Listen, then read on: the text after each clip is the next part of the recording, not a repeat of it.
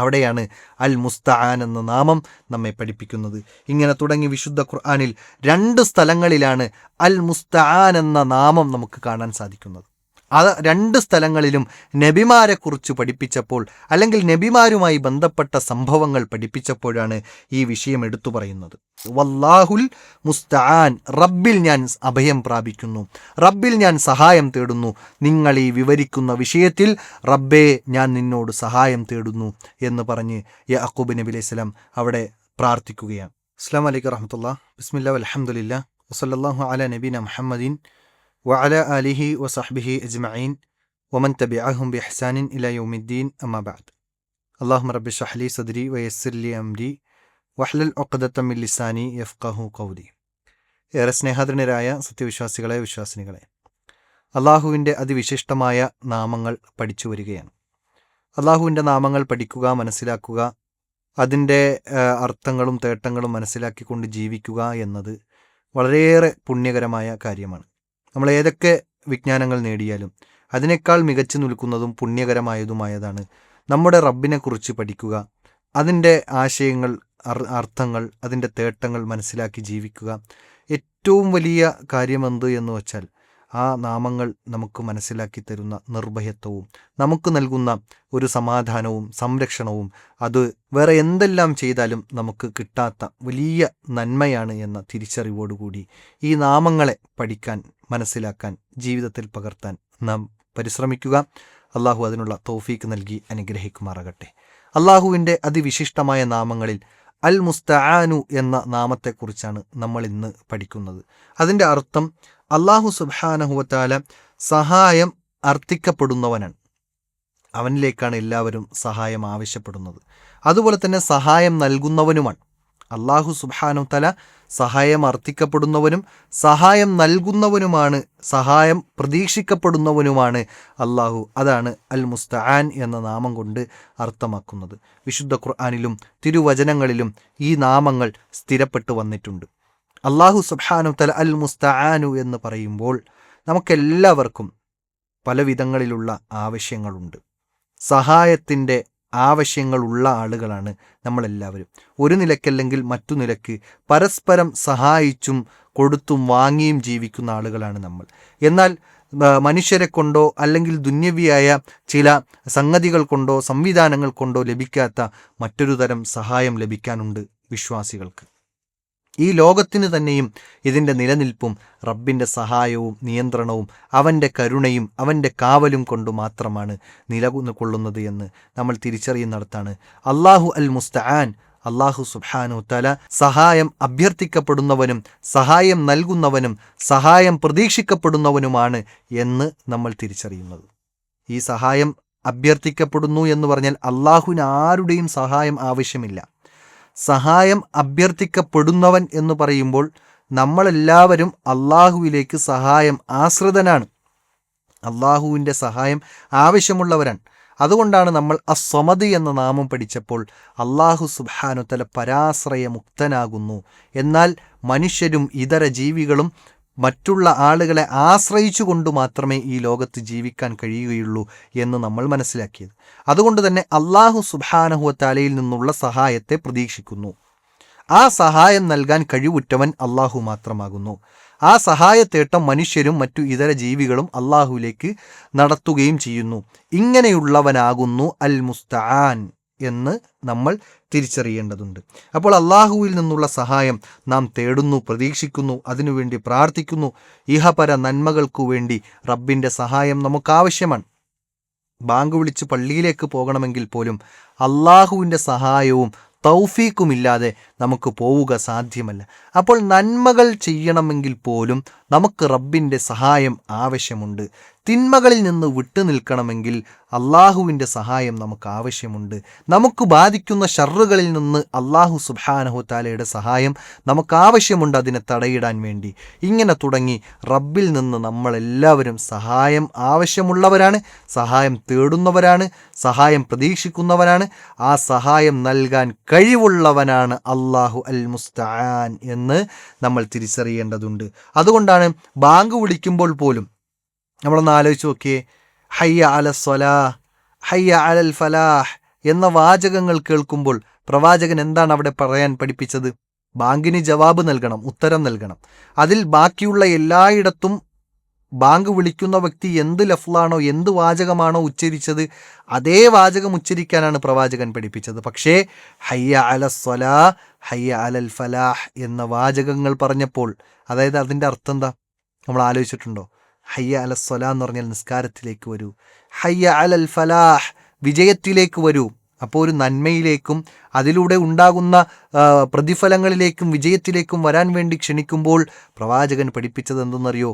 അതിനുത്തരമായി പറയേണ്ടത് ലാ ഹൗല വലാ ഖുവത ഇല്ലാ ബില്ലാ. ഒരു സഹായവുമില്ല, ഒരു കഴിവുമില്ല അള്ളാഹു തന്നിട്ടല്ലാതെ. അപ്പോൾ നന്മകളിലേക്ക് നമുക്ക് മുന്നേറണമെങ്കിൽ പോലും, നന്മകൾ ചെയ്യണമെങ്കിൽ പോലും റബ്ബിൻ്റേതായ സഹായം നമുക്ക് വന്നു കിട്ടണം. ആ റബ്ബ് നമുക്ക് സഹായം നൽകുന്നവനാണ്. ആ സഹായം നൽകുന്നവനാണ് റബ്ബ് അൽ മുസ്തആനായ അള്ളാഹു. അപ്പോൾ നന്മകൾ ചെയ്യണമെങ്കിൽ അള്ളാഹുവിൻ്റെ പ്രത്യേകമായ സഹായം വേണം. തിന്മകളിൽ നിന്ന് വിട്ടു നിൽക്കണമെങ്കിലും റബ്ബിൽ നിന്നുള്ള സഹായം നമുക്ക് വേണം എന്നാണ് വിശുദ്ധ ഖുർആനും തിരുവചനങ്ങളും നമുക്ക് പഠിപ്പിച്ചു നൽകുന്നത്. നിസ്കാരത്തിൻ്റെ അന്ത്യത്തിൽ പോലും ചൊല്ലാൻ പഠിപ്പിച്ച, അതായത് പ്രവാചകൻ സഹാബത്തിനെ ഉണർത്തുമ്പോൾ ലാ തദഅന്ന ഫി കുല്ലി ദുബിരി സ്വലാത്തിൻ, നിസ്കാരത്തിൻ്റെ അന്ത്യത്തിൽ അതിൻ്റെ ഏറ്റവും എൻഡിൽ ഒരിക്കലും പറയാൻ വിട്ടുപോകരുത് എന്ന് പറഞ്ഞിട്ട് പഠിപ്പിച്ച പ്രാർത്ഥനയിൽ കാണാൻ സാധിക്കും, അല്ലാഹുമ്മ അഇന്നി അലാ ദിക്രിക വശുക്രിക വഹുസ്നി ഇബാദതിക്. റബ്ബേ, നീ എനിക്ക് സഹായം നൽകണം, ഉദവി നൽകണം. എന്തിനാ?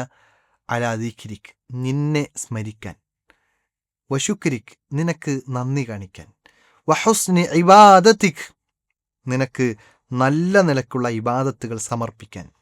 അള്ളാഹുവിനോട് കാവൽ തേടുകയാണ്, റബ്ബിൽ നിന്നുള്ള സഹായം തേടുകയാണ്. അള്ളാഹു, നീ എന്നെ സഹായിക്കണം. എന്തിന്?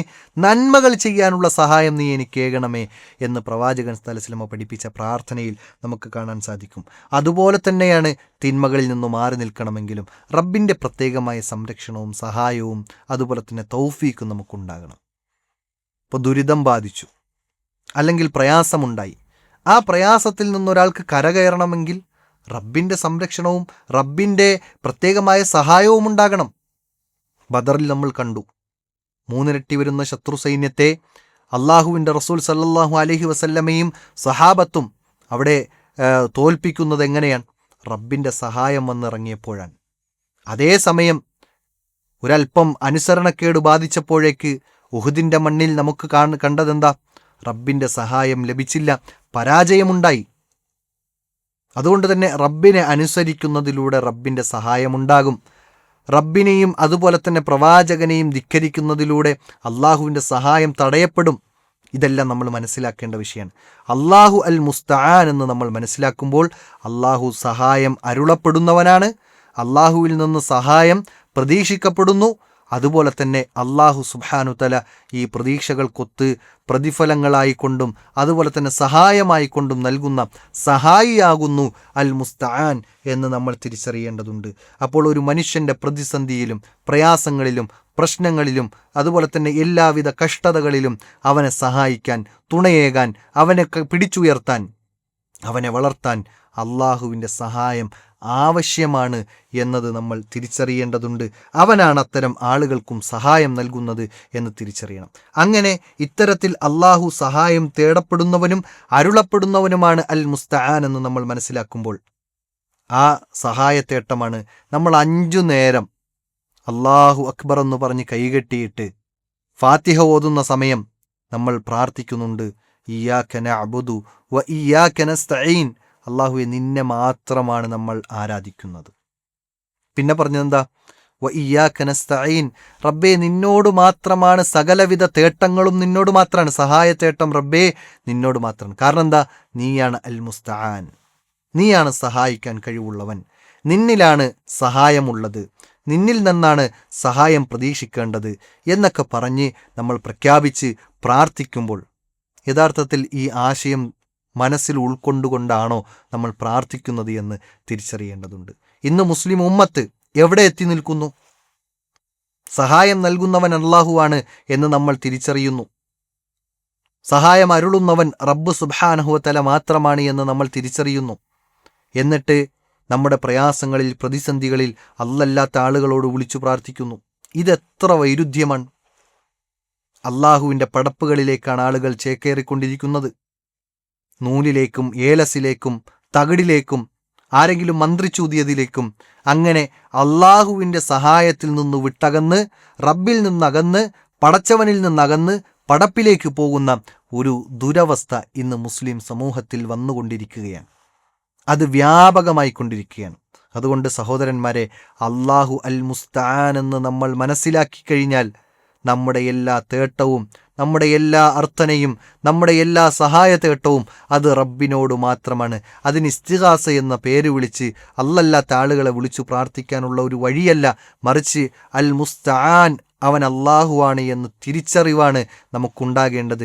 അതിലൂടെ നമ്മുടെ പ്രയാസങ്ങൾ, നമ്മുടെ പ്രതിസന്ധികൾ, നമ്മുടെ പ്രശ്നങ്ങൾ, നമ്മുടെ വിഷമതകൾ എല്ലാം ദൂരീകരിക്കാൻ കഴിവുള്ള, സഹായിക്കുന്നവനാണ് അള്ളാഹു എന്ന തിരിച്ചറിവുള്ള ഒരു മനുഷ്യൻ ഒരിക്കലും ഖബറാളികളിലേക്ക് പോകൂല, ഒരു നൂലോതി കെട്ടൂല, ഒരു മന്ത്രിച്ചോദ്യതുണ്ടാവൂല, അവൻ്റെ കഴുത്തിലൊരു ഏലസ് ഉണ്ടാവൂല, അവൻ്റെ അരയിൽ ഒരു കെട്ടിയ നൂലുണ്ടാവൂല.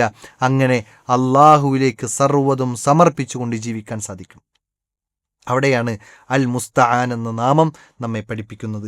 ഇങ്ങനെ തുടങ്ങി വിശുദ്ധ ഖുർആനിൽ 2 സ്ഥലങ്ങളിലാണ് അൽ മുസ്തആൻ എന്ന നാമം നമുക്ക് കാണാൻ സാധിക്കുന്നത്. അത് 2 സ്ഥലങ്ങളിലും നബിമാരെക്കുറിച്ച് പഠിപ്പിച്ചപ്പോൾ, അല്ലെങ്കിൽ നബിമാരുമായി ബന്ധപ്പെട്ട സംഭവങ്ങൾ പഠിപ്പിച്ചപ്പോഴാണ് ഈ വിഷയം എടുത്തു പറയുന്നത്. അല്ലാഹു സുബ്ഹാനഹു തആല നബിമാരായ അതിൽ ഒന്നാമത്തെ യാക്കൂബ് നബി അലൈഹിസ്സലാം, യാക്കൂബ് നബി അലൈഹിസ്സലാമിന് യൂസുഫ് നബി അലൈഹിസ്സലാം എന്ന മകനുണ്ടായിരുന്നു. ആ യൂസുഫിൽ നിന്ന് പിതാവായ യാക്കൂബിനെ അകറ്റാൻ വേണ്ടി യാക്കൂബ് നബി അലൈഹിസ്സലാമിൻ്റെ മറ്റു മക്കൾ ചെയ്ത ചില കെണികളുണ്ടായിരുന്നു. കളിക്കാനെന്ന് പറഞ്ഞു കൂട്ടി യൂസുഫ് നബി അലൈഹിസ്സലാമുമായി പോയി. അങ്ങനെ യൂസുഫ് നബി അലൈഹിസ്സലാമിനെ പിതാവിൽ നിന്ന് അകറ്റാനുള്ള പണികൾ മനഞ്ഞു, അതിനുള്ള ചിന്തകൾ ഇവരുണ്ടാക്കി. അവസാനം എന്താ സംഭവിച്ചത്? യൂസുഫ് നബി അലൈഹിസ്സലാം ധരിച്ചിരുന്ന ആ ഡ്രസ്സിനെ ഊരി യൂസുഫ് നബി അലൈഹിസ്സലാമിനെ പൊട്ടക്കിണറ്റിലിറക്കി. എന്നിട്ടവർ അതിൽ രക്തം പുരട്ടിയിട്ട് നേരെ പിതാവിൻ്റെ അടുക്കലേക്ക് വന്ന്, ഇതാ യൂസുഫിനെ ചെന്നായ പിടിച്ചിരിക്കുന്നു എന്ന് പറഞ്ഞ കളവ് പറഞ്ഞ് കരഞ്ഞുകൊണ്ടവിടെ രാത്രിയിൽ ഏറെ വൈകി യൂസുഫ് നബി അലൈഹിസ്സലാമിനെ മിസ്സായിട്ടുണ്ട്, ചെന്നായ പിടിച്ചു കൊണ്ടുപോയിട്ടുണ്ട് എന്നൊക്കെ പറഞ്ഞ് കളവ് പറഞ്ഞ് ആ പിതാവിൽ നിന്ന് അകറ്റാനുള്ള പണിയെടുത്തു. ഡ്രസ്സ് നോക്കുമ്പോൾ ചെന്നായ കടിച്ചു എന്ന് പറഞ്ഞ ഒരു അടയാളത്തിനു വേണ്ടി രക്തം തേച്ചിട്ടുണ്ട്, പക്ഷെ കടിച്ചതിൻ്റെ അടയാളം ഡ്രസ്സിലെവിടെയുമില്ല. അവിടെയാണ് മഹാനായ യാക്കൂബ് നബി അലൈഹിസ്സലാം പറഞ്ഞത്, ഫസബറുൻ ജമീൽ, ഒരു നല്ലൊരു ക്ഷമ ഉണ്ടാകും. പിന്നെ എന്താ പറഞ്ഞതെന്നറിയോ? വല്ലാഹുൽ മുസ്തആനു അലാ മാ തസിഫൂൻ, സൂറത്ത് യൂസുഫിലെ 18-ാമത്തെ വചനമാണ്.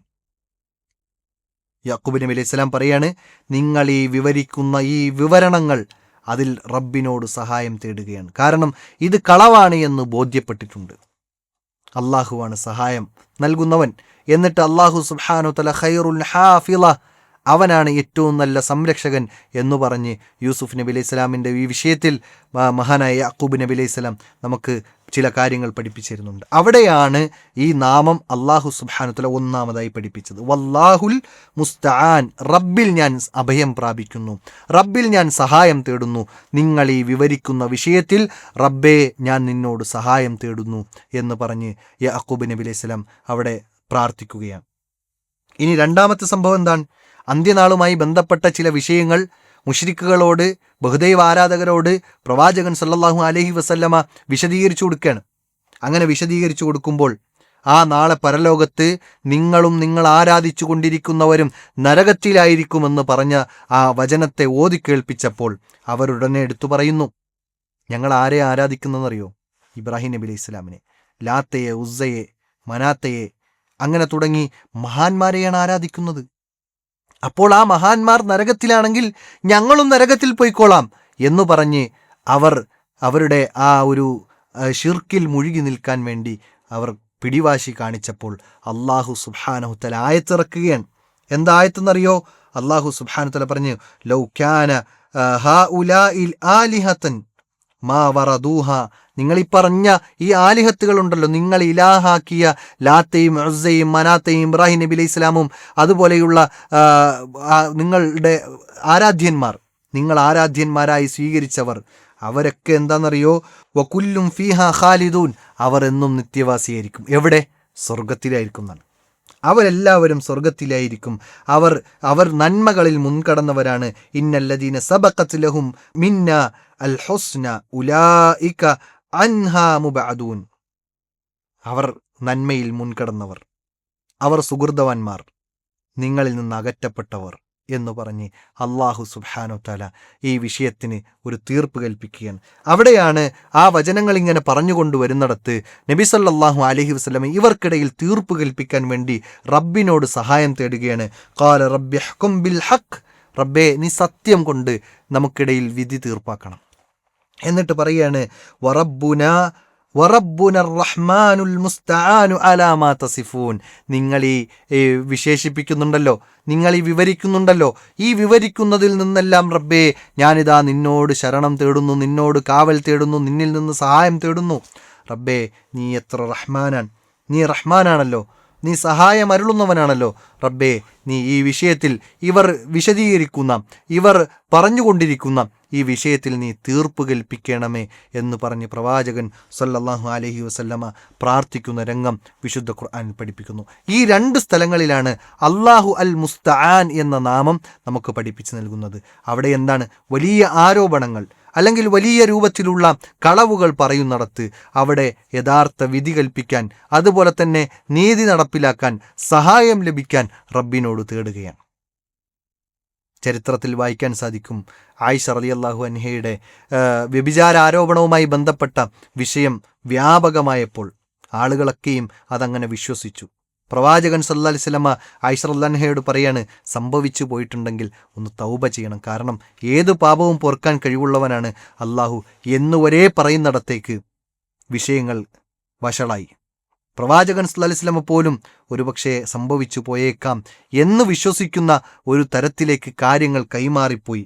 അവിടെയാണ് ആയിഷ റളിയല്ലാഹു അൻഹ പ്രവാചകൻ സല്ലല്ലാഹു അലൈഹി വസല്ലമയോട് പറഞ്ഞത്, എനിക്കും നിങ്ങൾക്കും ഇടയിലുള്ള ഉപമ എന്നത് യാക്കൂബ് നബിക്ക് ഉണ്ടായ സംഭവവുമായി ബന്ധപ്പെട്ട ഉപമയാണ് എന്ന് പറഞ്ഞു കൊടുക്കുന്നുണ്ട്. എന്നിട്ട് ഞാൻ നേരത്തെ പറഞ്ഞ ആയത്താണ് ഫസബറുൻ ജമീൽ. ഇതിപ്പോൾ ഇങ്ങനെയൊക്കെ പറഞ്ഞു നടക്കുന്നുണ്ടല്ലോ, തൽക്കാലം ഒന്ന് ക്ഷമിക്കാം. ക്ഷമയാണ് ഇത്തരം വാദങ്ങൾ ഉയർന്നു വരുമ്പോഴുള്ള ഏറ്റവും പ്രധാനപ്പെട്ടത്. അതല്ലാതെ എടുത്തു ചാടി അതിനെ പ്രതികരിക്കുക, എന്നിട്ട് അത് വഷളാക്കുക എന്നതല്ല. മറിച്ച് ആരൊക്കെ എന്തൊക്കെ പറഞ്ഞോട്ടെ, ആരെന്താരോപിച്ചാലും ശരി, ഫസബറുൻ ജമീൽ, നല്ലൊരു ക്ഷമയാണ് ഉണ്ടാകേണ്ടത്. എന്നിട്ട് ആ ആയത്തിൻ്റെ ബാക്കി പറഞ്ഞു, വല്ലാഹുൽ മുസ്തആൻ, അല്ലാഹുവേ ഞാനിതാ നിന്നോട് സഹായം തേടുകയാണ്. ഈ വിഷയത്തിൽ ഇത് തീർപ്പ് കൽപ്പിക്കണം, കാരണം ഇത് എൻ്റെ കയ്യിൽ നിൽക്കുന്ന കാര്യമല്ല. റബ്ബേ നീ എല്ലാം അറിയുന്നവനാണ്, നീ എല്ലാം കേൾക്കുന്നവനാണ്. ഞാൻ അങ്ങനെ ഒരു തെറ്റ് ചെയ്തിട്ടില്ല എന്ന് നിനക്ക് ബോധ്യമുണ്ട്. ഇപ്പോൾ നിങ്ങളുടെ വാദത്തിനു വേണ്ടി പ്രവാചകനോട് പറയാണ്, പ്രവാചകരെ താങ്കളുടെ വാദത്തിനു വേണ്ടി ഞാൻ പൊറുക്കലിനെ തേടിയാൽ അള്ളാഹുവിനറിയാം ഞാൻ തെറ്റ് ചെയ്തിട്ടില്ല എന്ന്. പക്ഷെ ഞാൻ ആ പൊറുക്കലിനെ തേടുന്നതിലൂടെ ഞാൻ തെറ്റുകാരിയാണെന്ന് നിങ്ങൾ വിശ്വസിച്ചു പോകും. അതുകൊണ്ട് റബ്ബിനറിയാം. അല്ലാഹുൽ മുസ്തആൻ, അല്ലാഹുവേ ഞാനിതാ നിന്നോടാണ് സഹായം തേടുന്നത്. ഈ നിരപരാധിത്വം തെളിയിക്കണം. അല്ലാഹു സുബ്ഹാനഹു തആല തെളിയിച്ചു എന്നാണ്. പിന്നീട് മിമ്പറുകളിൽ ആയിഷ റളിയല്ലാഹു അൻഹയുടെ ആ നിരപരാധിത്വം തെളിയിക്കുന്ന ആയത്തുകൾ ഇന്ന് ഓതിക്കൊണ്ടിരിക്കുകയാണ്. അതുകൊണ്ട് സഹോദരന്മാരെ, സഹോദരിമാരെ, നമുക്ക് സഹായം ലഭിക്കണമെങ്കിൽ ഈ വ്യഭിചാര ആരോപണം എന്ന് പറഞ്ഞാൽ എത്ര വലിയ വേദനയുണ്ടാക്കുന്ന ആരോപണമാണ്. അതും ഒരു പ്രവാചകന്റെ ഭാര്യയെക്കുറിച്ച് പറയുമ്പോൾ എത്ര വലിയ കഠിനമായ ആരോപണമാണ്, എത്ര വലിയ വേദനയാണ് അവിടെ ഉണ്ടാക്കുന്നത്. വലിയ ആരോപണമുണ്ടായപ്പോൾ പോലും, വലിയ പ്രതിസന്ധിയിൽ, തൻ്റെ ജീവിതം പോലും തകരുന്ന സാഹചര്യത്തിൽ പോലും റബ്ബിൽ നിന്നുള്ള സഹായം തേടിക്കൊണ്ട് അല്ലാഹു അൽ മുസ്തആൻ എന്ന തിരിച്ചറിവിൻ്റെ അടിസ്ഥാനത്തിലാണ് ഒരു ടെൻഷൻ ഇല്ലാതെ, ഒരു ഡിപ്രഷൻ ഇല്ലാതെ, റബ്ബിനെ എല്ലാം ഭരമേൽപ്പിച്ചുകൊണ്ട്, അള്ളാഹു അറിയുന്നവനാണല്ലോ, അള്ളാഹു സഹായിക്കാൻ കഴിവുള്ളവനാണല്ലോ, എൻ്റെ ആവലാതിയും വേവലാതിയും അറിയുന്നവനാണല്ലോ റബ്ബ്, എൻ്റെ മനസ്സറിയുന്നവനാണല്ലോ എന്ന ചിന്തയോടുകൂടി, എന്ന നല്ല ഉദ്ദേശത്തോടുകൂടി റബ്ബിലേക്ക് സർവ്വതും സമർപ്പിച്ച് സഹായം തേടിയപ്പോൾ റബ്ബ് സുബ്ഹാനഹു തആല ആ സഹായം നൽകിയെന്നാണ്. അങ്ങനെ സഹായം നൽകാൻ കഴിവുള്ളവനാണ് അൽ മുസ്തആൻ എന്ന തിരിച്ചറിവ് നമുക്കുണ്ടാകണം എന്നാണ്. അപ്പോൾ ഈ സംഭവങ്ങളെല്ലാം അറിയിച്ചു നൽകുന്നത് എന്താണ്? അൽ മുസ്തആനായ അള്ളാഹു, അവൻ അഭൗതികമായ മാർഗത്തിൽ ഏത് വിഷയത്തിലും തീർപ്പ് കൽപ്പിക്കുവാനും സഹായം നൽകുവാനും കഴിവുറ്റവനാകുന്നു. അങ്ങനെയുള്ളവനിലേക്ക് നമ്മൾ സഹായം അർത്ഥിക്കണമെന്നും സഹായം ആവശ്യപ്പെടണമെന്നും അവനിൽ നിന്നുള്ള സഹായം പ്രതീക്ഷിക്കണമെന്നുമാണ് ഈ നാമം നമുക്ക് പഠിപ്പിച്ചു നൽകുന്നത്. ഇത്തരത്തിൽ ചരിത്രത്തിൽ കഴിഞ്ഞുപോയ ഏടുകളെ എടുത്തു നോക്കുമ്പോൾ ഇബ്രാഹിം നബി അലൈഹി സ്വലാമിനെ സംരക്ഷിച്ച, സഹായം നൽകിയ ചരിത്രം നമുക്ക് വായിക്കാൻ കഴിയും. മൂസ അലൈഹി സ്വലാമിനെ സഹായിച്ച ചരിത്രം വായിക്കാൻ കഴിയും. യാക്കൂബ് നബി അലൈഹി സ്വലാമിനെയും അതുപോലെ തന്നെ നമ്മുടെ യൂനുസ് നബി അലൈഹി സ്വലാമിനെയും സംരക്ഷിച്ച സംഭവങ്ങൾ നമുക്ക് വായിക്കാൻ കഴിയും. ഈ രൂപത്തിൽ അല്ലാഹു സുബ്ഹാനഹു തആല അൽ മുസ്തആൻ എന്ന് നമ്മൾ തിരിച്ചറിയുന്നിടത്ത് നമുക്ക് വിജയിക്കാൻ സാധിക്കും. ഇല്ലെങ്കിലോ പടപ്പുകളിലേക്ക് പോകും. ആളുകൾ ഇന്ന് പോയിക്കൊണ്ടിരിക്കുന്നത് റബ്ബിനെ യഥാവിധം മനസ്സിലാക്കാതെ അള്ളാഹുവിൽ നിന്നകന്ന് അള്ളാഹുവിൻ്റെ സൃഷ്ടികളിലേക്ക് ചേക്കേറിക്കൊണ്ടിരിക്കുന്ന സാഹചര്യങ്ങളുണ്ട്. അതുകൊണ്ട് അള്ളാഹു അൽ മുസ്തആൻ സഹായം അരുളുന്നവനാണ്, സഹായം തേടപ്പെടുന്നവനാണ്, സഹായം പ്രതീക്ഷിക്കപ്പെടുന്നവനാണ് എന്ന ഒരു തിരിച്ചറിവ് നമുക്കുണ്ടെങ്കിൽ പിന്നെ ഒരു നൂലിൻ്റെ ആവശ്യമില്ല, ഒരു ഏലസിൻ്റെ ആവശ്യമില്ല, ഒരു ഐക്കല്ലിൻ്റെ ആവശ്യമില്ല.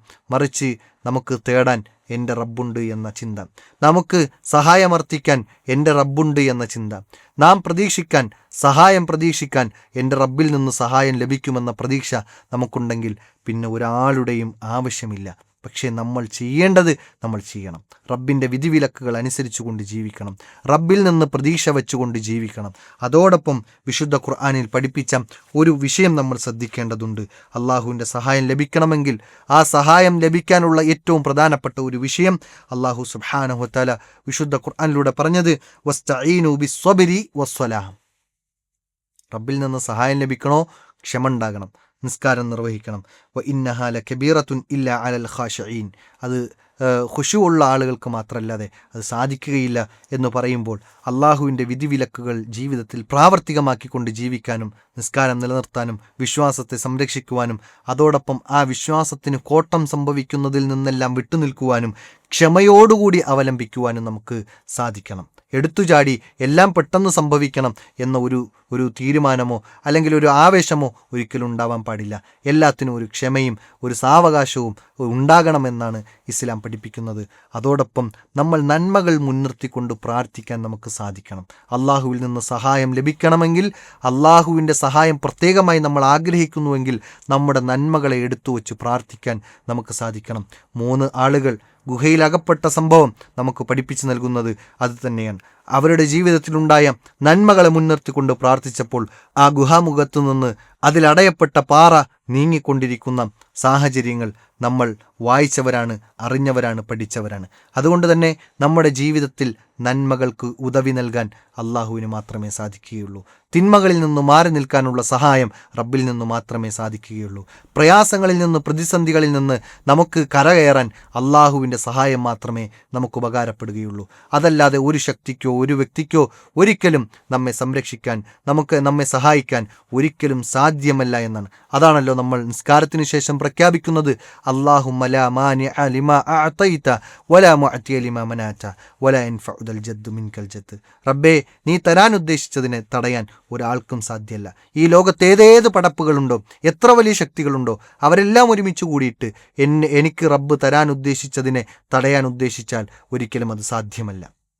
അള്ളാഹു തടയാൻ ഉദ്ദേശിച്ചതിനെ ആരെല്ലാം വിചാരിച്ചുകൊണ്ട് എനിക്ക് തരാൻ ഉദ്ദേശിച്ചാലും അള്ളാഹു അത് തടയുക തന്നെ ചെയ്യും എന്ന് നമ്മൾ പ്രഖ്യാപിക്കുമ്പോൾ ആ പ്രഖ്യാപനം വെറും വാക്കുകളാൽ, നാവുകളിലാൽ ചലിച്ചുകൊണ്ടിരിക്കുന്ന വാക്കുകളായി മാത്രം മാറാൻ പാടില്ല.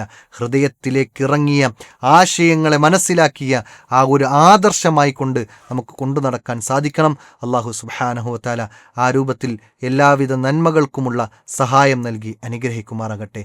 തിന്മകളിൽ നിന്ന് വിട്ടുനിൽക്കുവാനുള്ള സഹായവും നൽകി അനുഗ്രഹിക്കുമാറാകട്ടെ.